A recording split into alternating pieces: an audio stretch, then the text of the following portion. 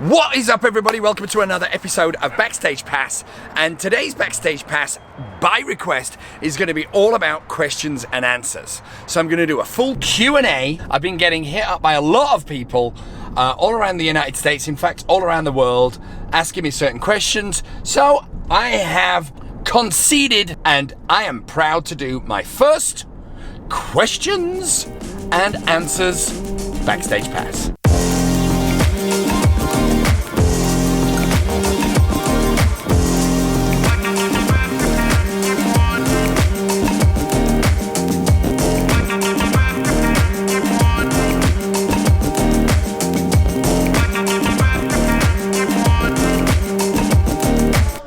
How are you, darling? Oh, good, thank you. Thank you.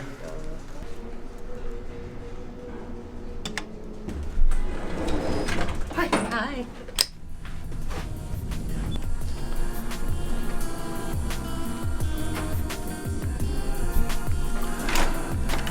Monday. What up, girl? Hi, how's it going?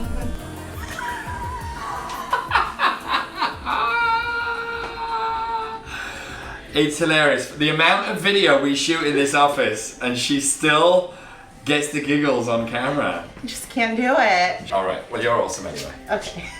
Thanks. Okay, it's off. No, it's not. Okay, it's off. Okay, I don't know why I get the giggles. It's not off. I know it's not. Bye. Good talk. Good talk. Good talk. All right, so seeing as I've got you with me right now, I don't know if I've ever done a walk through PLG. I think I probably have, but I'm going to do it again from the dark end of the corridor.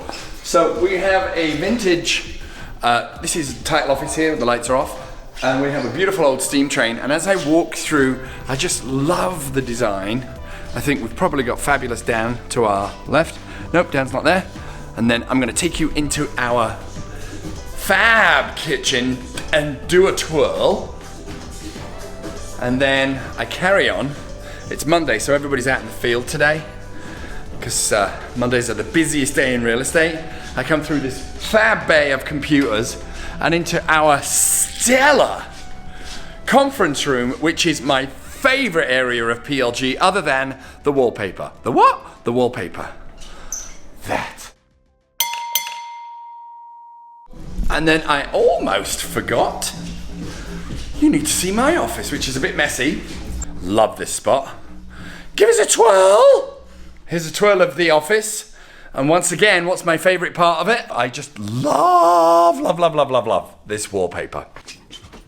I'm just gonna download the questions that I have for the Q&A. Okay, oh, that's a good one. Great question, JC.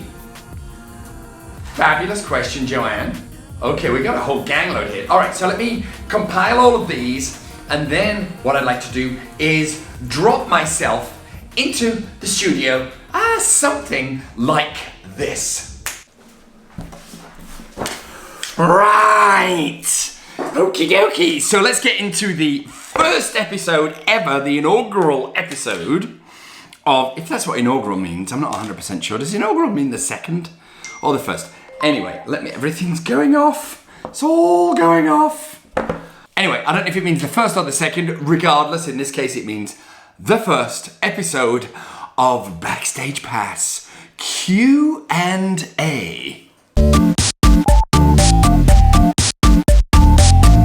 So I'm just gonna leap straight into it with my absolutely gigante iPad, which I absolutely love. This is the iPad Pro.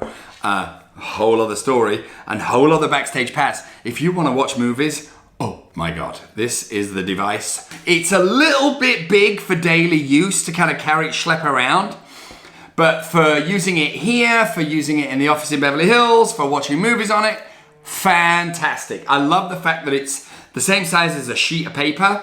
So it feels like my digital sheet of paper, which is something that I fantasized about from being yay high, but that's a whole other Backstage Pass.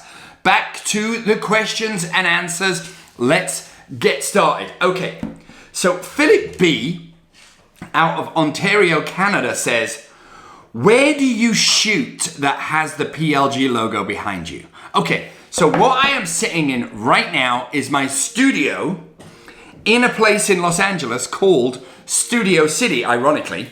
But Studio City is where all the old movie studios were first kind of built nearly 100 years ago. Right around the corner, you've got CBS TV, where they've filmed a bazillion shows that you would all know. Down the street, you've got NBC TV, and then you've got Universal Studios about a mile away from here. And then, of course, you have the famed Warner Brothers film studio, which is literally just a couple of miles that way. Studio City is nestled at the foot of the Hollywood Hills on the valley side. Okay, thank you very much for your question. Question number 2. Question number 2, numero dos. This comes from Nancy out Marina del Rey. Blah, blah, blah, blah, blah, blah. What is your favorite system to vlog on? I mean, that is a fair question because God knows I've done vlogs on how to vlog on a GoPro, how to vlog on an iPhone, how to vlog on a DSLR. Okay, the rig that I'm using, which was actually my last vlog, this is my, oh my God, coming to Jesus system, which has taken me many combinations to find, but it is the Sony A6300, or I would now buy the A6500 because it has in-body stabilization, with the Sony 10 to 18 f4 lens, OSS, because that's got stabilization in it, which is really, really important. So, Nancy, thank you very, very much for your question. I hope that answers it. Okay, question number 3. Numero tres. So this comes from Mikey NYC 1984, and his question is Snapchat dead? Okay. No, Snapchat is most certainly not dead. I went through at the end of last year, I was like Snapchat bonkers, and then I found myself, once Instagram stories came out, which I know a lot of people went through the same thing, I found myself going, wow, why do I need Snapchat anymore? The social media platforms have been around 10 years, give or take, right? And then when I was an early adopter, when I jumped onto Facebook, I also jumped onto Twitter, and I also jumped onto Instagram, and I also jumped onto Snapchat, and I also jumped onto all those other ones that I've now forgotten in the middle. What we're witnessing now, which I think is a very healthy thing, is a fracturing of the platforms where people will focus in on one of them as their favorite, and then they'll kind of dabble in the others. Before, I used to see the same stories on all of the platforms, but now I'm seeing people focusing on one particular platform. It might be Snapchat, it might be Instagram stories, it might be Facebook, it might be whatever you want.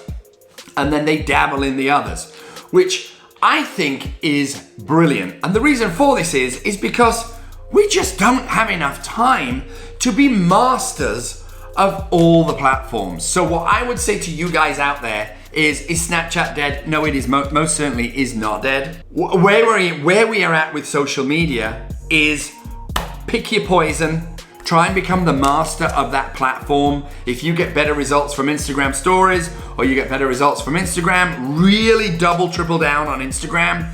If you get better results from Snapchat, really double, triple, quadruple down on Snapchat, and maybe don't do as much Instagram. Because whatever is giving you the most reaction is what I suggest that you focus in on, because it looks and sounds like that your core audience is on the particular platform that you're getting the most response from. Make sense? Thanks for your question.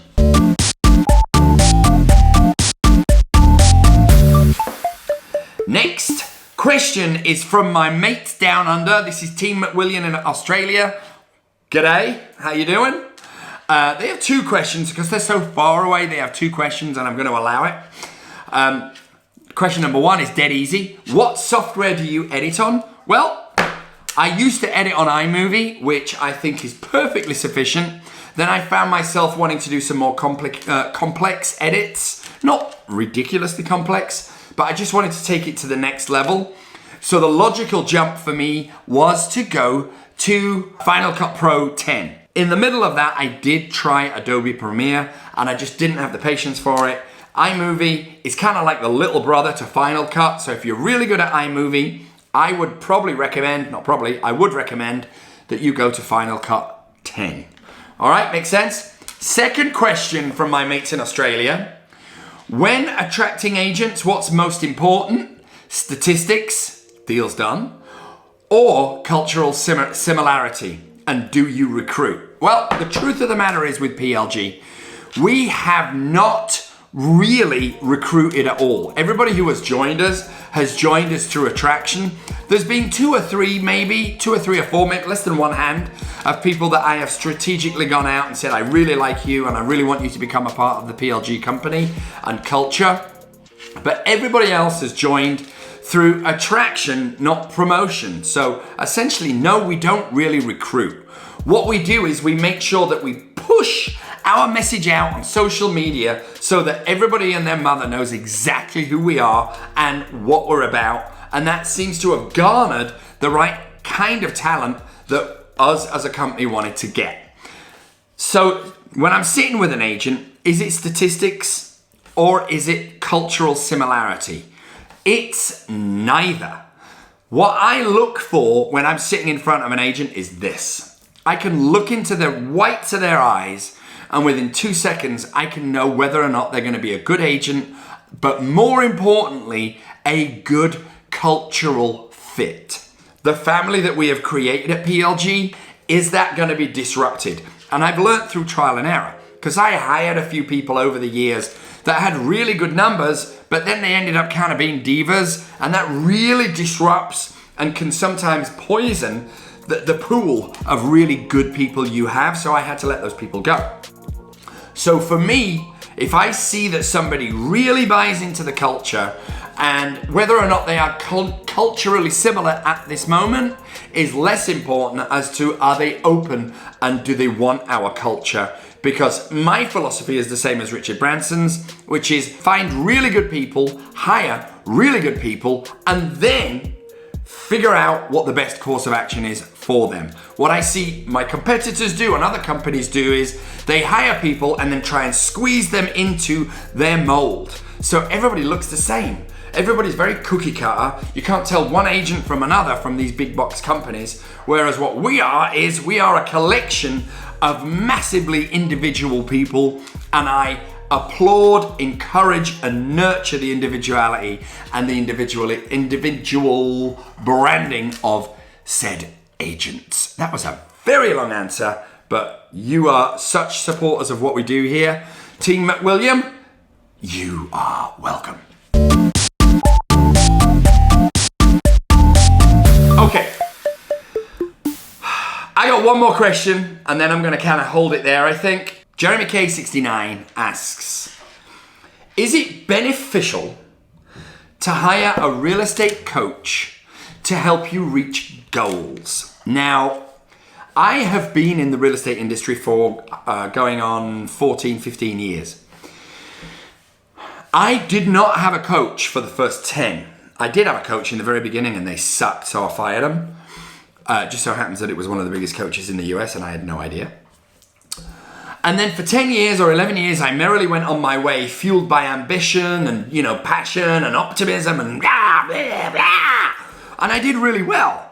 And then a friend of mine who is a very successful agent here in LA says, you need to meet this guy called Steve Shull, who I met him and I never thought that I would ever have any kind of symbiotic relationship with him whatsoever, because he's, he's much more conservative than I am. But what I found is he's an pro football player that used to play for the Miami Dolphins. And the blend of my kind of anarchic, kind of go-getter, super optimism, techie nerddom blended with his much more kind of like coaching a football team has really worked, and we really complement each other. So what has my coach brought to me? He hasn't brought to me plans, you need to do this, you need to do that, you need to do X, Y, and Z. But what he has brought to me is this. When I'm at a crossroads and I want to run at 2,000 miles an hour down one of these directions, He is the hand on my back saying, hey, go for it. And that's all I need. When I met my coach, we had a small office that was, 2,000 feet and maybe 30, 35 agents. And I met Steve and I said I wanted to open up more offices, and he just kind of basically said, hey, what you waiting for? Go for it. So we opened up a 7,000 square foot office in Beverly Hills. Then we've opened one in Los Feliz as well. And now we're opening one in Studio City, and our agent count is over 100. And that's just in about 2.5 years. So a coach will not give you the magic bullet and will not give you the secret formula to success. But what they will do is say, get off your ass, do this, try that. When we're all in those moments of darkness and we're uncertain and insecure, a really good coach will be able to navigate you through that to turn a negative into a positive, which has certainly been my case. Wow, that was a lot of questions. And that, ladies and gentlemen, drum roll please, is the end of the first ever inaugural questions and answers for Backstage Pass. I really had a blast doing that. And I feel like we just spat out a whole bunch of, hopefully, useful information to someone. So we will do another Q&A at some point soon. Don't know when, but we'll do another one, I don't know, soon.